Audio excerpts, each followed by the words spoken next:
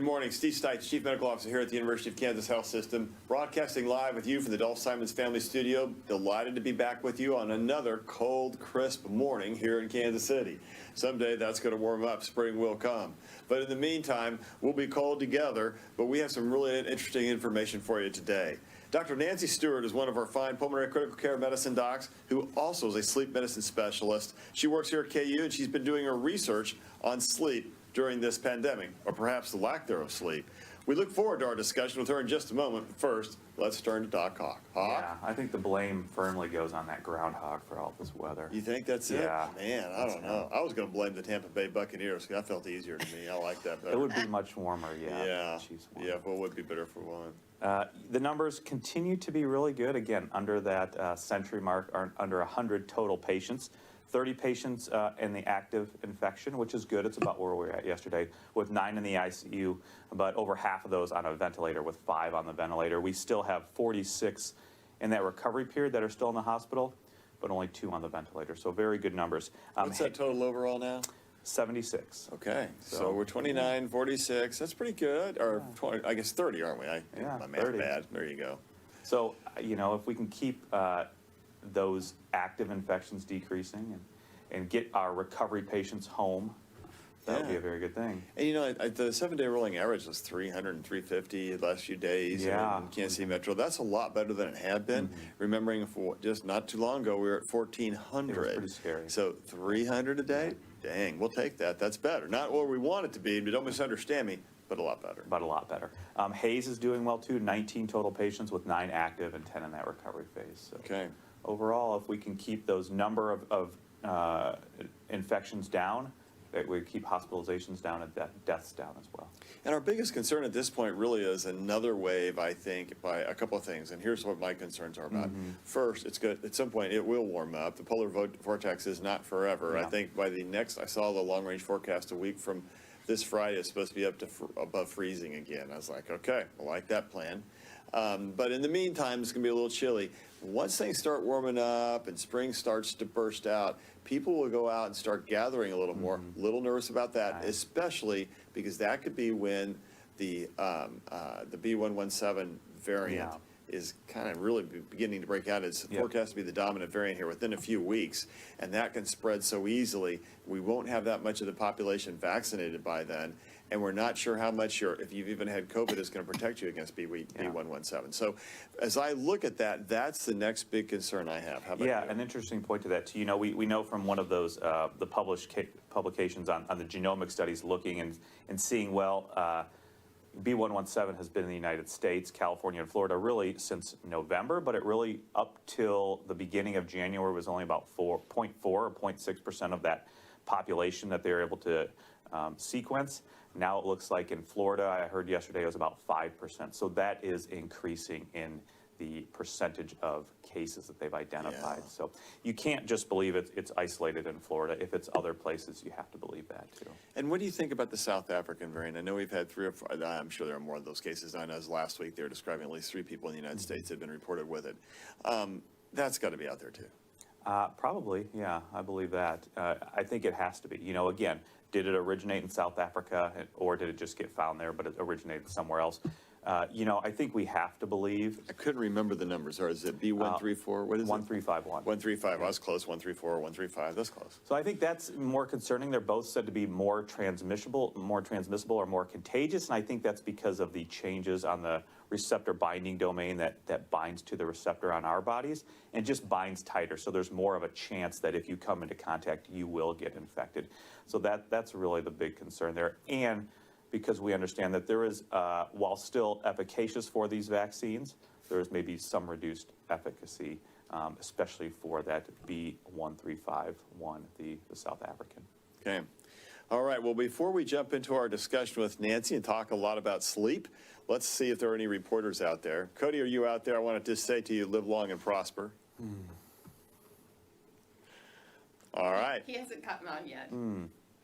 All right, Nancy, let's talk a little bit about sleep. How come people can't sleep? I mean, outside of the fact it's a pandemic, they feel stressed like they've never felt. They're pent up and they're a little bit weary. They all have cows, I think. That's COVID weariness syndrome, just in case you didn't know. It's our term. I haven't heard that. I haven't heard that. But all of the above, Dr. Stites, thank you so much for having me on. I think that people cannot sleep because they are worried, they're stressed, they're anxious.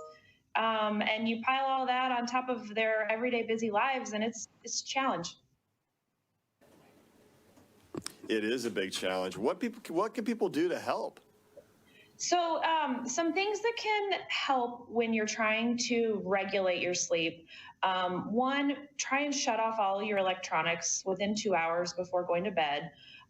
One other thing that is really helpful is to set a consistent wake time 7 days a week. So whatever time that is that will allow you to wake up in the morning and get your work done so that you can get off to work, get kids off to school, set that same wake time 7 days a week. And that will also help regulate your circadian rhythm.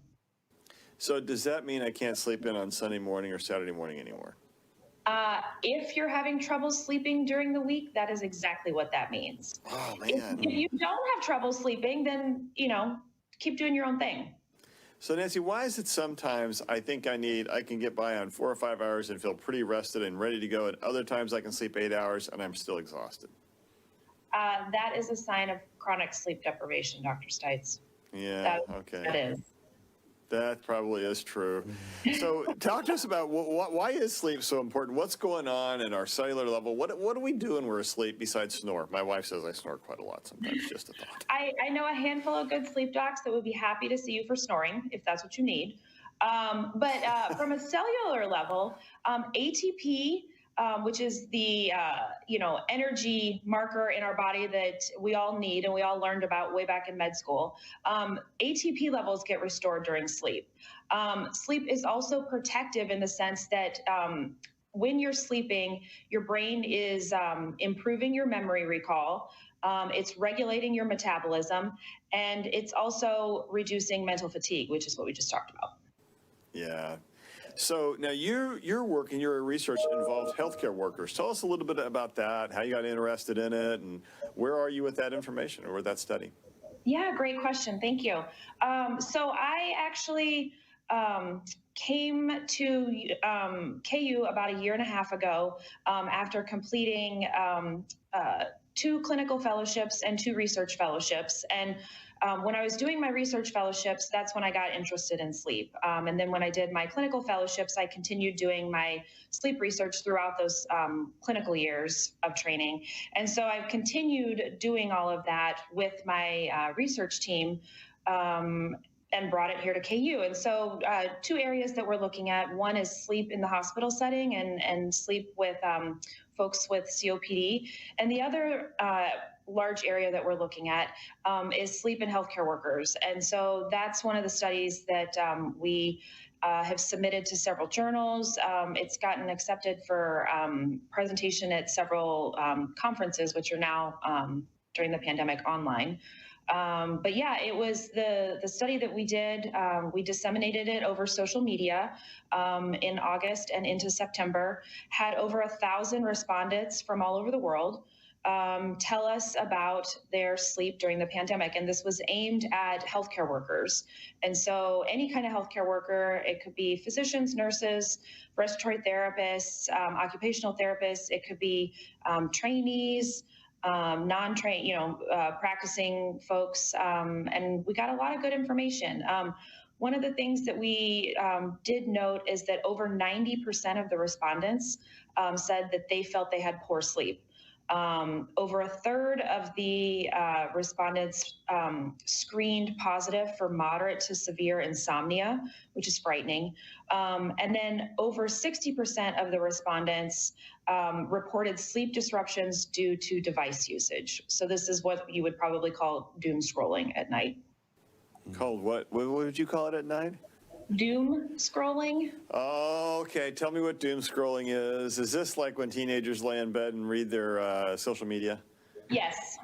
But it's also when adults lay in bed and get the latest and greatest news on COVID-19 off social media. I never do that. I don't either. I know. It's kind of a habit, isn't it? So tell us, what did you learn from the healthcare worker part of that? How bad are people deprived, and how much affected are folks in healthcare work through this pandemic, do you think? I think we're all affected. I mean, this study was, it is the largest international study looking specifically at frontline healthcare workers, but there have been other studies that have looked at the public in general during this pandemic. And I would be hard pressed to find someone that does not feel affected. I think we're all feeling the effects of it. So Nancy, it seems to me that during those periods where you're more stressed, you just don't sleep very well. And that could be about, your kids, your personal life, your finances, your roof leaking, or in my case last night, the dryer backing up because of lint, I couldn't get out. And then our pandemic. Is that right? I mean, and then you just get so exhausted you can sleep. Tell us a little bit about this relationship between stress and sleep. Yeah, no, it's a great question. And it is, I describe it to my patients because not just in the pandemic, but in general practice, sleep and mental health are like yin and yang. They're an old married couple. And if one's not happy, the other's not happy. And so you've got to make one happy to make the other happy. And so it's this interesting relationship where you have to put the pieces together properly for things to work well together. And so that's how I describe it to my patients. And when you describe it like that, and when you think about it like that, it really makes sense. I mean, if you're up at night and having insomnia, you probably have some underlying level of anxiety or depression. And once we get the anxiety or depression under better control, then we can start working on the insomnia, and the insomnia can be treated and resolved. I never thought about it like that. That's interesting. So I'm an old married couple at home, and now I got an old married couple inside of my head with sleep. That's awesome. Well, for me and my patients, it's the best way for me to describe it because they're like, oh, yeah, I get it. I think it's a great description. And when the old married couple are fighting with each other, then things don't go very well. But you get along, get a little sleep, it works. I like that. That's very true. I know, and I'm going to guess you're the same way, Hawk, because you've got young kids at home. And then there are times when this COVID thing has just been so darn stressful, you just bring it home, you can't get to sleep. Yeah, absolutely. Doing the scrolling and looking for more information. Yeah. But I do try, during the evenings to put it down for a couple hours and just spend time with them too. So. How good does that work then, Andy? You pick it right before you go to bed? Pretty good. Yeah, we did it last night. Yeah, it was good. Well, that's good. That's really good. On the weekend, so. All right. Well, Jill, let's see what questions are out there today. I want to ask the first one. You go right ahead. You get that choice. I want to know, is it true that if you go to bed with a headache, you're going to wake up with a headache? Okay, Nancy. And why is that? So it's a great question. Thank you for bringing that up. I would say going to bed with a headache is more than likely a stress headache. Waking up with a headache can be one of two things. It can be stress, and it can be that you didn't sleep well from insomnia. It can also be a sign of sleep apnea, though. So I think when someone comes into my office and asks that, I would kind of go down two different roads and try and tease out which one is going on. So Nancy, talk to us a little bit about sleep apnea. Just in full disclosure, I have sleep apnea. I see Dr. Stevens, have for years. I'm on my CPAP. I use it religiously, and I sleep so much better when I wear it. But there you go. Yeah, I'm actually one of those really compliant patients because if I'm not, my wife puts it on for me. There you go. Talk just a little bit about sleep apnea. What are the signs and symptoms? What should people look out for? Sure. So sleep apnea is so common. It's actually about 90% of patients with sleep apnea go undiagnosed. So what the signs are that we look for are folks that are snoring. So that typically is, spousal reports. They're snoring, they're waking up, they're waking themselves up from sleep. They're choking and gasping in their sleep. So oftentimes patients will come in and say that they have panic attacks at night, and whether it's actually a panic attack from stress and anxiety, or whether they're waking up from sleep apnea and it's an apnea event, we kind of have to tease those things out. But some other things that we look at are just body habitus. So if they're obese, if they've got a BMI greater than 35, men with a neck circumference greater than 17 inches, The older you get, so over age 65, that puts you at risk. Specifically, men over women are more at risk. And so those are the kind of patients that we tend to look for. And when they come in, you can almost kind of pinpoint them and say, yeah, you probably have sleep apnea. But yeah, that's typically, and those are the patients also that are coming in and saying, I just feel exhausted. Like I come home from work and I take a nap, or I take a 15-minute cat nap during lunch because I'm just exhausted. And I wake up and I'm exhausted when I wake up. People should not be waking up exhausted. For sure. All right, let's see who else has questions. Okay, so we have several sleep questions, but I promised Janet and several others that I would get this question in today, so I'm going to ask it second. Janet and others are on prednisone, and they are concerned about, is that going to interfere with their the first or vaccine. second shot?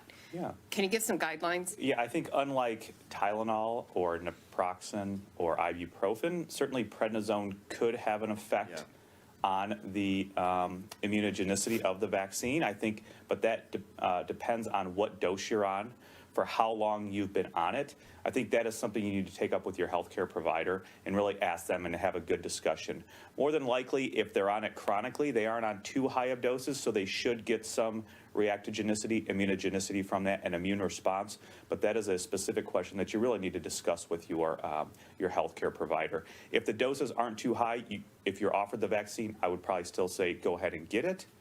But that is a specific question you and your medical team need to discuss. And I would actually say, Doc, I can't think of too many situations where you shouldn't get it. Even if you're on more prednisone, we don't know. Yeah. We just don't know how well you may gain your ability to fight off COVID-19, how much it's enhanced by a vaccination if you're on high doses of prednisone. And by high doses, I'm going to say on 20 milligrams or more a day. Yeah.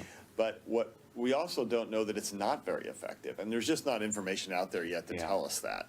And so what we can say is that we know higher doses of prednisone may make other vaccines less effective. It may be true for this as well. But on the other hand, I promise you that that vaccination is better than getting COVID. And so in the greater scheme of things, I would argue that it's still worthwhile to try. I would agree. And to be fair, we know that our stem cell transplant patients, our liver transplant patients that are sometimes on 2 or 3 immunosuppressive drugs, there are specific time points where they are able to start to undergo vaccination. So, being on 20 milligrams or 30 milligrams of prednisone or less is not the same as being on those 2 or 3 immunosuppressive drugs. Right. And even those patients are able to undergo vaccination in general. So that's a good question. Absolutely. Yeah, so I would argue that you should go ahead and get it. Yeah, in Janet's case, she started on 40 milligrams a day, February 3rd, and she's going to be tapering off. She'll be on 5 on Friday. Yeah, you'll get vaccinated this time. That's what she needs to hear. Okay, great. How about a sleep question? Debbie wants to know,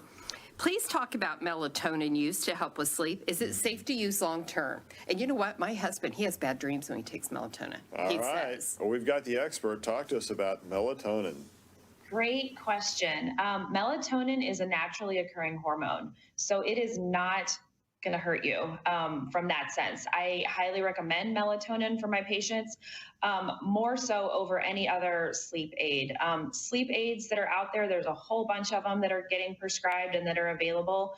And those are mainly to be used in the short term. So when I get patients that come in for insomnia, patients that by the time they get to me, they typically have what's called chronic insomnia because it's been around for over 3 months. And the gold standard of therapy for that is not a sleep aid. It's not a medication. However, in those patients, I do recommend that they take melatonin. So it's a great question. And can it cause funny dreams? It can, but so can a lot of other things. And more so the sleep aids. Sleep aids can cause a lot of other bad things that you don't want. For instance, sleepwalking, sleep talking. People have come in saying, well, I got online and I ordered a bunch of stuffed monkeys from Amazon last night and I'm on my sleep aid. And I'm like, well, we should probably stop your sleep aid. You shouldn't be ordering stuffed monkeys in the middle of the night. That's it. That's an interesting, I'm going to start blaming that for fly rots.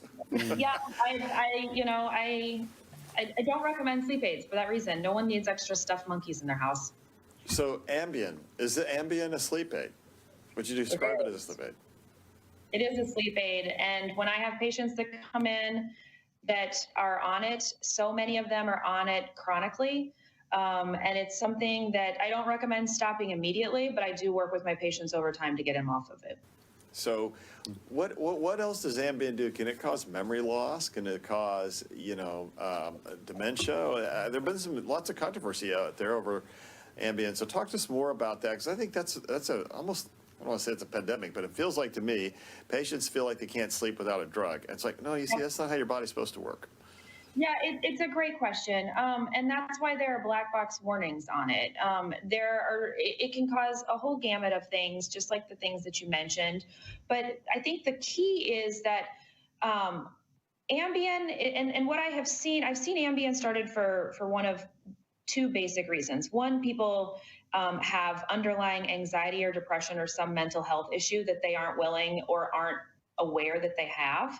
And so that can be one reason. Another reason that folks get started on these sleep aids is because they think that they're supposed to go to bed at a certain time. So most people, when you ask them, they say, oh yeah, I should probably get in bed by 9 or 10 o'clock because I have to get up at 5 or 6 a.m. And so that will give me, quote, ample amount of time of sleep.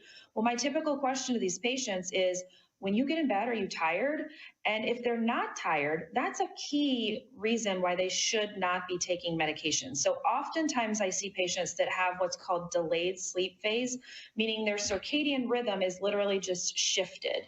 And so they want, their circadian rhythm is such that they should be going to bed, their body says they're tired around midnight, 1, 2 o'clock in the morning, and then they would naturally wake up at 8, 9, 10 o'clock in the morning. However, that's not conducive to typical, work-life balance and getting up and taking kids to school and going to work. That really doesn't work that well. And so what people think is that, oh, well, if they're not tired at 10 o'clock at night, like they, quote, should be, then they need to get on a sleep aid to make them go to bed. So I find that patients come in and they're taking Benadryl, they're taking Ambien, they're taking all sorts of other sleep medications to try and force their body to go to sleep because their circadian rhythm is actually delayed. So what do we do for folks like that? Because they still have to function in normal society, or like you say, take their kids to school. Yeah, great question. So what we end up doing, it's a long process. But what we can do is we can shift their circadian rhythm with light therapy and with melatonin. And so we literally, over time, shift their circadian rhythm into the, quote, 10 to 6 range. There you go.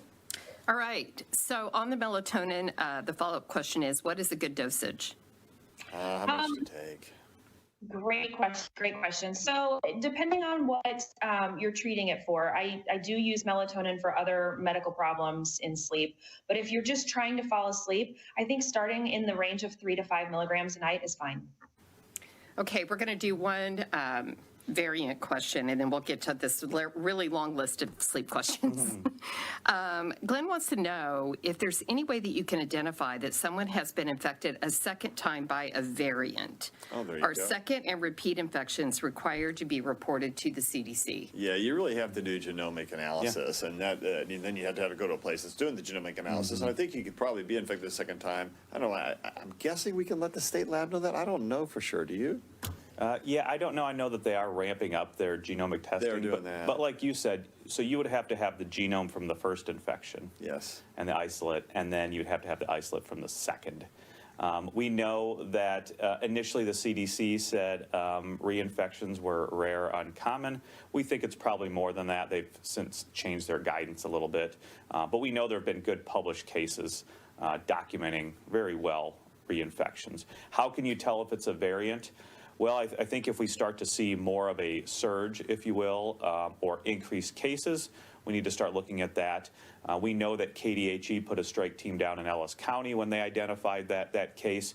I'm sure if they sense that there is an increase, and we had Dr. Norman on yesterday who talked about this, if they sense there's an increase in cases, they will probably start shifting genomic testing to that area, I would imagine, because now they do have more capacity to do that. Okay, Jean wants to know, are sleep stories recommended, and where can you get the best ones? Sleep stories. Stories. Okay. I have to help you with that. That's a great question. I'm not sure what that is. So I wish I could answer that, but I'm not sure. I don't know if you're referring, Jean, to something that is like peaceful that would help you fall asleep. I guess in that case, I would say that sort of falls in line with meditation. And meditation is something that I recommend for folks if they're having trouble falling asleep. But I don't know specifically about sleep stories. Good question. I'll have to So look into I that. wonder, I know that in some, and you'll know more about this than I do, but I've been through some of this with some patients, but they had they make a recording or they listen to other recordings that are talking them into sleep and trying to get them to use imagery that they know will relax them. Is that something that you've used with patients too? Yeah, so yes, that's actually part of cognitive behavioral therapy for insomnia, CBTI. And so that is what we use for chronic insomnia. Yeah, so that's one of the components of CBTI. And actually, when we refer patients for CBTI, that is done by PhDs that are specifically trained in CBTI. So unfortunately, I don't do CBTI, I refer out for it. So tell us a little bit about what CBTI is, because I suspect a lot of our audience may not understand exactly what we're saying. Yeah, so CBTI is the gold standard of therapy for chronic insomnia. Chronic insomnia is considered to be insomnia that has gone on for more than 3 months. So it's affected you more than 3 nights a week for more than 3 months. That's considered chronic insomnia. And so we refer folks out to see PhDs that are specifically trained in cognitive behavioral therapy for insomnia. And so what these folks do is I talk to my patients about it very similar to if I'm referring someone, which I don't refer someone for Alcoholics Anonymous, but sort of the same thing. It's like a support group for folks with alcoholism. Same thing, it's a support group for folks with insomnia, led by and guided by a therapist. And so the participants dive down to the root of the problem to figure out what caused their insomnia, because it's typically some inciting event that caused the insomnia, and then it's precipitating the chronic insomnia. So it's almost like a snowball effect. And so throughout this therapy, and it's typically about 2 to 3 hours a week for about 6 to 8 weeks in length. And throughout the course of the therapy, you get down to the heart of the problem and what caused the insomnia, and then you work backwards to sort of put your pieces back together, put your life back together in the sense that this issue is not going to perpetuate the chronic insomnia, if that's helpful. Yeah, that's tough. What about when you wake up in the middle of the night, like 3 or 4 nights in a row, and you eat cereals with blueberries on it, and then you can go back to sleep? Is that a good habit, bad habit? What do you think? I don't know anyone like that. It sounds like a delicious habit, but I think it would probably affect the waistline over time, at least for me. Yeah, that can happen too. On a more serious note, Matt wants to know, why do I wake? Go ahead, Matt. Matt wants to know, why do I wake up during the night? I can usually fall back asleep, but why do I wake up so often? He does say he has a glass of wine occasionally before bed. Well, cereals with blueberry will help too. Go ahead, Nancy.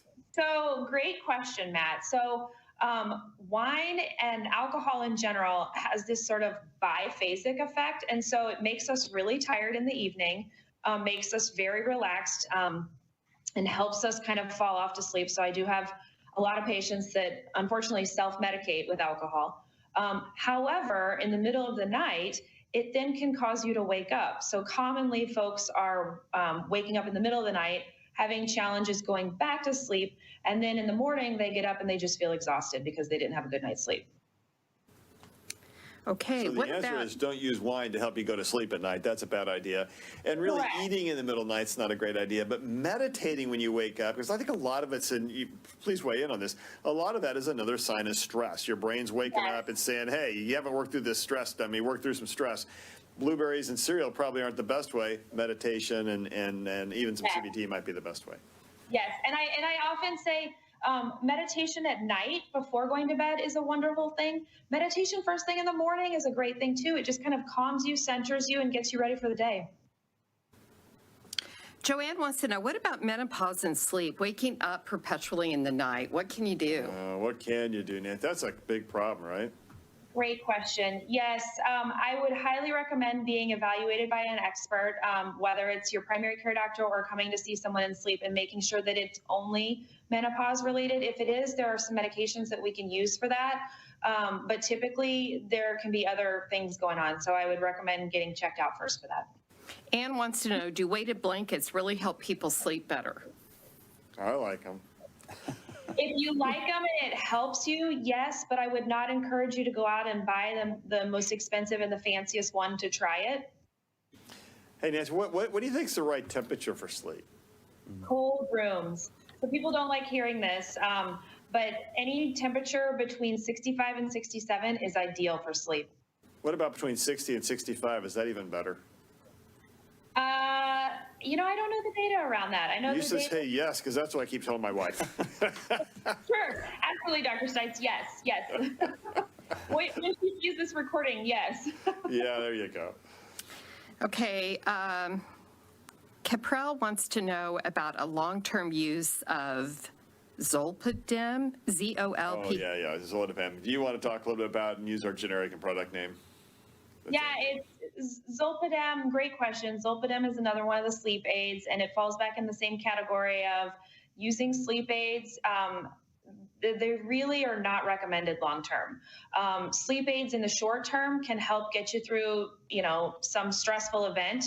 However, in my practice as a sleep doc, when I have folks that are coming in, by the time they reach me, they typically have chronic insomnia because they've already seen their primary care doctor. Their primary care doctor's already tried a Z drug or some other sleep aid, and it didn't work. So they go back to their sleep doc, and then their primary doc, and then by the time they get to me, that insomnia has been going on for over 3 months. And so again, those are not things that I typically prescribe. In fact, I often work overtime slowly to get my patients off of them. And what's the difference between Zolpidem and Ambien and some of the others? It's just the mechanism of action, different benzo receptors in the brain. But they all really kind of have associated with some of these same effects. And do you believe in some of the dementia issues that have been associated with Ativan and Ambien in the long run for chronic users? I think it's possible, and I think the underlying issue is that a lot of this is Band-Aids to treat mental health issues, and mental health issues, specifically anxiety, are pervasive in our community and in our society. And I have a good friend that's also a family doc, and she says that she thinks that anti-anxiety medication should be in the water because we all have some extent of anxiety at some point in time. And oftentimes these sleep aids oftentimes anxiety specifically is creeping into our sleep. And so we don't really realize that we're dealing with anxiety until we lay in bed at night and can't fall asleep, and we find ourselves struggling to shut off our brain at night. That's the key phrase that I use with my patients is, are you finding yourself having difficulty shutting your brain off at night? And if you are, that's a sign that you could potentially be dealing with underlying anxiety. And so those are often the patients that I send to our colleagues in psychiatry and have them evaluated, because I don't treat anxiety, I don't treat depression, but I was trained to notice the signs and symptoms of it. And so, if a psychiatrist evaluates these patients and says, yeah, you would benefit from a low dose of anti-anxiety or antidepressant, then I wholeheartedly would agree with that. And like I said earlier, that it's that fine balance between sleep and mental health. And if mental health is not optimized, then your sleep is not going to be optimized. Barbara wants to know that she has some friends who work on a night shift and they sleep with the fan or they put on white noise. And she wants to know, do you recommend that? And is that effective? Yeah, it is. It is effective, and it's much more effective than medications. And it's interesting because there is such a thing as shift work disorder, and what that is when we're sleeping, we've literally flip-flopped our clock. And so there are medications that we can use for those folks. For instance, stimulant medications to keep them awake during their shift work. But yeah, anything that they can do once they get off their shift and they're trying to sleep during the day. So blackout curtains and white noise, eye masks, meditation, all those sorts of things. Melatonin can really help kind of put you off to sleep once you get off a shift and once you're trying to sleep in the middle of the day.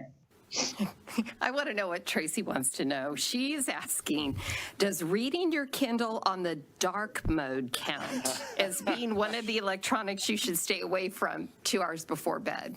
I'm with Tracy. Dark mode shouldn't count. Well, you know, I love it when people just say stuff. It just doesn't count. Right. Does it think? count?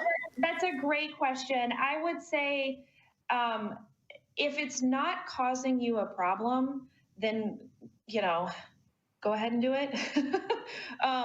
For me, I try to stay away from my electronics at night, although it's very challenging. But again, I don't typically have sleep issues. I typically can roll over and go to sleep within 5 minutes. The thing with light and electronics at night is that it's blue light stimulation on the melatonin in the brain. And what it does is it shuts down melatonin production. And so when we're shutting down melatonin production, then it will prolong our brain's ability to go to sleep. Because what happens when we're getting ready to go to sleep is we typically have increased and high levels of melatonin in our brain, and that's what helps us go off to sleep. And so if we're working or playing on the Kindle or working on the computer, it's that blue light stimulation that's suppressing the melatonin. And so then it's ultimately going to drag out how long it's going to take you to fall asleep that night.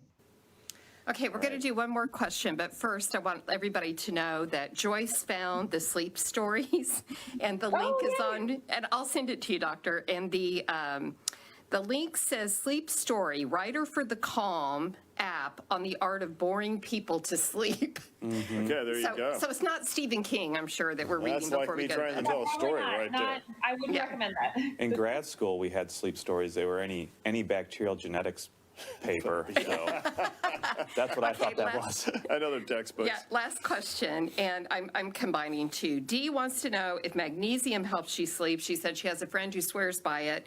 And Sarah wants to know if melatonin is safe for pregnant women. Last two Okay, questions. there you go. Let's take Great on magnesium. questions. I'm not familiar with the magnesium, although I am assuming it's probably in a vitamin. And so if you're taking some kind of over-the-counter vitamin, bedtime vitamin, I don't see that being a problem. And melatonin, yes, melatonin is absolutely safe in pregnancy. Nancy, thanks very much. I think we're going to have you back. Yeah, this is Because I popular. think there's a lot of questions about sleep, which It's just my pleasure. tells It's us. absolutely my pleasure. It just tells us we have an issue. Hey, really quick before we go to final thoughts tomorrow, what if your doctor could prescribe you a pill or give you a shot to get rid of COVID-19? Dr. Mario Castro, pulmonologist, researcher, good friend. He's been on our program before, vice chair for clinical and translational research. That's a mouthful, but the guy who's done a lot of work here on the COVID-19 crisis. He's going to join us to talk about new clinical trial testing with 3 outpatient regimens that could be the game changer for COVID. Now, we've got the monoclonal antibodies. That's a help. We've got vaccine coming. That's a really big help. What we haven't had is Tamiflu for COVID-19. That's what we're going to be talking about tomorrow. There's an oral pill, an injection, and a medication that can be inhaled. Nearly all COVID patients would be eligible for these studies. There's a big deal. Come on, let's take a listen for that tomorrow. So Nancy, final thoughts for today. Final thoughts for today. I would say try and set a wake time. If you're having issues with sleep, set a consistent wake time 7 days a week. If you get in the bed and you can't fall asleep within 30 minutes, get up out of the bed and put the devices away if you can. There you go. Do a little meditation then. Yes. And there's some great apps out there, Mindspace, Headspace, all sorts of different spaces. That's pretty good. There's also Space, the Final Frontier. Yeah. Hawkeye, man, I think COVID just got pushed off the radar by sleep disorders. Sleep's important. It You know, is. we all need it. It's important for our mental health, our emotional health. We know that COVID has caused problems, significant issues, COVID weariness syndrome, all of that. So I think there are ways, to get your sleep better, just as we've heard, meditation, melatonin, reading. There are plenty of podcasts to help calm you. I think continue to do that overall, not just for sleep, but in your everyday life, because people are stressed to the max right now. And whether that's with jobs, being able to work and put food on the table, whether it's the lack of social interactions, whether it's lack of sleep, continue to seek out those things that will help you. And there are a lot of them out there, as we just heard about. We all suffer from that intersection of mental health, or we may all suffer from that intersection of mental health and sleep. Sometimes in my clinic, I may get a little head nod going on because I'm a little sleep deprived. One thing we haven't talked about today, and we'll get Nancy back, we're going to talk about this, just the pandemic, the epidemic of sleep deprivation, because we just don't sleep enough. And so the nurse who I've worked with for approximately a very long time, hi Joyce, like 16 or 17 years, is usually in a position that she can punch me to make sure that I wake up. And that way we can stay focused on patient care. Hopefully that patients don't get too concerned that their physician is falling asleep. For you, get enough sleep out there, folks. Pandemics are hard enough, and stress is hard enough. While we wait for faith, hope, and science to help heal us, make sure you get a little rest, because that's going to give you better faith, more hope, and help you believe the science that much more. We're back tomorrow. We're going to be talking about some of that cool science. We'll be here with you. We'll see you then.